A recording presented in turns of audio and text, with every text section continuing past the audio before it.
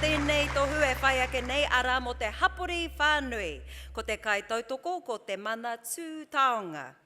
Kai te māhora haere tō tātou reo Māori ka tika. Kua piki ake te toko maha e mea nā he tohu o te tuakiritanga o Aotearoa. Ka whakanuia e tēnei tohu ngā tāngata e whakatairanga ana i te reo i Aotearoa whānui tonu. E whai ake nei ko ngā kai whiringa whaiti. Ko kōrero Māori, te hiku media. I runga i te tautoko mai ao rātau kaumātua, e whakawhanake ana te hiku media i te hangarau whakarauora reo Māori i tā rātau kaupapa kōrero Māori, hei oranga mō te iwi, mō te hapori, ka mutu, mō te reo Māori. Ko te puna o te ao Marama Trust.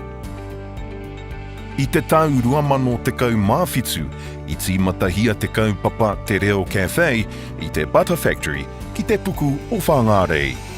He hui e tau toko ana i te whakarauoratanga o te Reo Māori, tuakana mai, teina mai. Hei amara matu ai e nei hui reo ki ngā tua hoko kawhe e toru o Whangārei.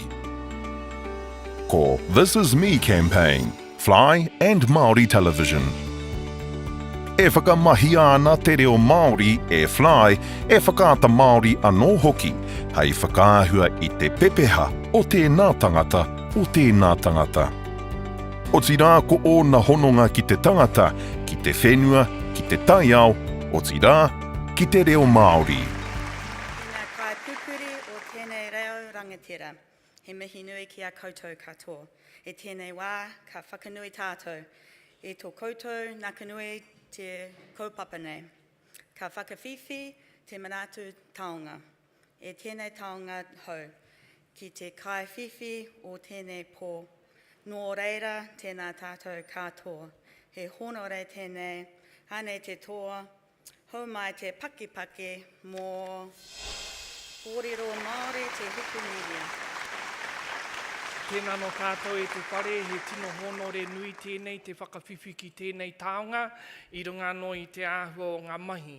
Ka hakaroa hau ki te tini me te mano o ngā tāngata i pānui, i roto i tō mātou nei whakatatai pānui reo Māori i runga i te ipurangi. Neke atu i te toru rau, whitu te kau mano haora, i hopungia e mātou. Wheno kato e nā hopu kaponga reo, i whakamahia hei whakaako i te rorohiko ki te kōrero Māori. Koe rā ko tō mātou nei kaupapa, whakaako i te rorohiko ki te huri i te reo kōrero, hei reo tuhi tuhi. Nō reira e hari ana hau.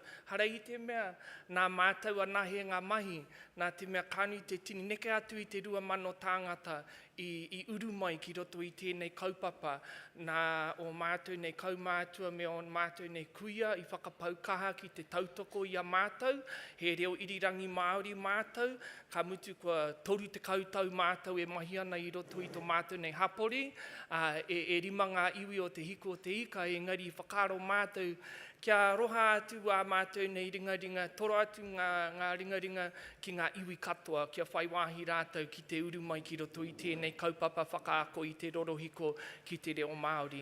Kia pono taku kōrero kia koutou, me he mea e kore tātou e mahi tēnei mahi, e kore e tūturu te reo Māori roto i ngā mea matihiko a ngā tau e haere ake nei. No reira he mahi nui tēnei, hara mō tēnei rea ngā nahe, engari mō ngā mokopuna e haere mai ana e haere mai ana. Ko te mahi e mahi ana e mātou i tēnei wā, ko te ātatitiro pia ki tētahi anga reo Māori, he pronunciation model, me pēne pe te kōrero.